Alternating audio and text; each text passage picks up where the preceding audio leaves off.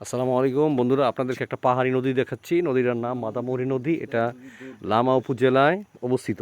এই এই নদীটা এই নদীটার নাম মাতামুহুরী এবং এই নদীটা আলীকদমের অনেক দূর থেকে পাহাড় থেকে মায়ানমার থেকে মূলত পাহাড়ের থেকে পানি যে নামে এই নাম দিয়ে পানি ওখান থেকে যে তৈরি হয় পাহাড়ি বৃষ্টিপাতের কারণে, এই বৃষ্টিপাতের কারণে এই পানিটা ওখান থেকে আসে আর কি। এবং এইটা একদম যা আপনার বঙ্গোপসাগরে মিলিত হয়েছে। অনেক সুন্দর নদীটা। ইচ্ছা করলে নদীর মধ্যে জাল মাইরা মাছ ধরা যায়।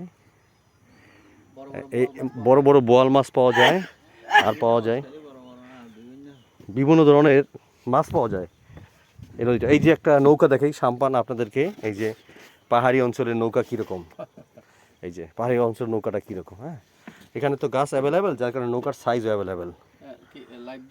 না, আমি ভিডিও করতেছি। হ্যাঁ, পানি খুবই স্রোত, পানি কখনো এদিকে যায় না বন্ধুরা। একটা মজার ব্যাপার হলো পানি কখনো পাহাড়ের উপরে ওঠে না, পানি সবসময় নিচের দিকে যায়, 12 মাস নিচের দিকে যায়। হ্যাঁ, কারণ এটা পাহাড়ের উপরে অবস্থিত।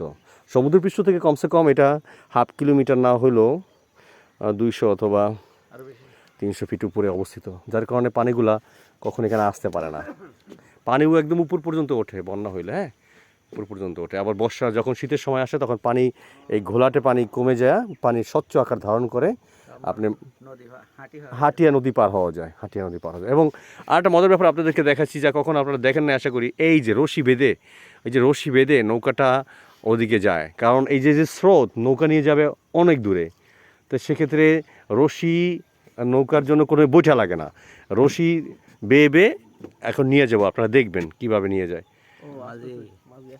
মাঝি ভাই আসতেছে আমাদেরকে সাহায্য করার জন্য। আসলে আমাদের তো একটা বিপদও আছে, টাকা পয়সা দিতে হবে নৌকার, তা না হলে আমরা নিজে ফ্রিভাবে পার হইতে পারতাম।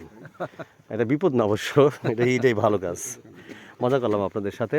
এই যে দেখেন পাহাড়ের সাইডে বাড়ি। হ্যাঁ, এটা হলো কি পাড়া জানো স্যার? এটার নাম জানো কি পাড়া স্যার? না, এটার নাম কি? ফকির পাড়া। এখানে সব ফকিরা থাকে, জারফু দিয়ে আপনার একদম আসমান উঠে হারাইবো, আবার আসমান থেকে মাটিতে বাড়াইবো। হ্যাঁ, ওই যে ভাই আসতে, ঠিক আছে। ওই যে ম্যারাইথং পাহাড়টা হলো ওই অঞ্চলে অবস্থিত। ওই যে ক্লাউডস দেখতেছেন, ওই ক্লাউডসের নিচে ম্যারাইথং পাহাড়টা, ঠিক আছে। আর ওই যে নদীর ওই সাইডটা দেখেন, ওই সাইডটা কি উপরে, ঠিক আছে। এই একটা বাড়ি দেখতেছেন, এটা হলো আমাদের এক ছাত্রছাত্রীদের বাড়ি। হ্যাঁ, সে ভালো স্টুডেন্ট। এইটা নদীটা দেখেন। নদীর যেমন বৈশিষ্ট্য, বা আমাদের দেশে নদীর বৈশিষ্ট্য যেমন একদম অনেক দূরে দূরে যায়, বাঁক নাই, কিন্তু এই নদীটার বাঁক খুব দ্রুত হয়ে থাকে। হ্যাঁ, যেমন এখানে একটা বাঁক আছে, আবার ওই পাশে একটা বাঁক আছে, আবার ওখানে একটা বাঁক আছে। আমাদের নৌকাটা কীভাবে চলেন দেখাবো। এই যে রশিটার ওইদিকে একটা আপনার বাঁশ দেওয়া আছে, আর এই প্রান্তে একটা রশি দেওয়া আছে, বিশাল একটা রশি। হ্যাঁ, আপনার প্রশ্ন করতে পারেন যে এই নদীটার মধ্য দিয়ে জাহাজ চলে কিনা। না, জাহাজটা চলে না, এই নদী দিয়ে জাহাজ চলে না, কোনো নৌকা চলে না। যার কারণে নৌকা চলে কি বর্ষার সময়? না, বর্ষার সময় কি এখান দিয়ে মালামাল জন্য নৌকা চলে? জাহাজ চলে?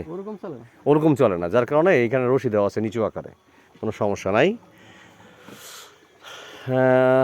এখন নদীতে স্রোত বেশি, যেহেতু আজকে বৃষ্টিপাত হয়েছে, কালকেও বৃষ্টিপাত হয়েছে, না আজকে বৃষ্টিপাত হয়েছে, যার কারণে উজান থেকে পানি বেশ নামতেছে। যদি আবার 1 সপ্তাহ 2 সপ্তাহ বৃষ্টিপাত না হয়, তাহলে এই পানিটা একদম কমে যাবে। এবং শীত যখন আসবো তখন এই পানিটার আকার ধারণ করবে স্বচ্ছ পানি। হ্যাঁ, স্বচ্ছ পানি। এই নদীতে অনেক ছোটো ছোটো বাইলা মাছ আছে। আমাদের এক স্যার বলেন যে এটা খুবই সুস্বাদু হয়, এবং বোয়াল মাছ পাওয়া যায়, চিংড়ি মাছ পাওয়া যায়। এবং বর্ষা যখন শীত যখন চলে আসে, তখন যখন তামাক চাষ করে, যেখানে তামাক পাতা করে, যেটাকে বলা হয় নিকোটিন পাতা, গোল্ড লিভের পাতা, তখন এই নদীর পাড় দিয়ে ওরা রোপণ করে, এবং এই নদীর পানিটাই হলো তামাক খেতে ব্যবহৃত হয়। এই অঞ্চলে তামাকের জন্য বিখ্যাত, যা তাদের প্রধান মেইন ফসল, এবং ধান, এই 2টা ফসলই তারা করে থাকে, তাছাড়া বাদামও করে থাকেন। ওই যে ম্যারাথনের পাহাড়, ওই যে একটা রিসর্ট দেখা যাচ্ছে উপরে, রিসর্টের নাম ম্যানেজেবল রিসর্ট। ঠিক আছে, দেখেন বন্ধুরা, এই ছোট নদী পার হওয়ার জন্য 10 টাকা করে নিতে আছে। হ্যাঁ, 20 টাকা নাও এখন। হ্যাঁ, 4-5 20 টাকা নাও।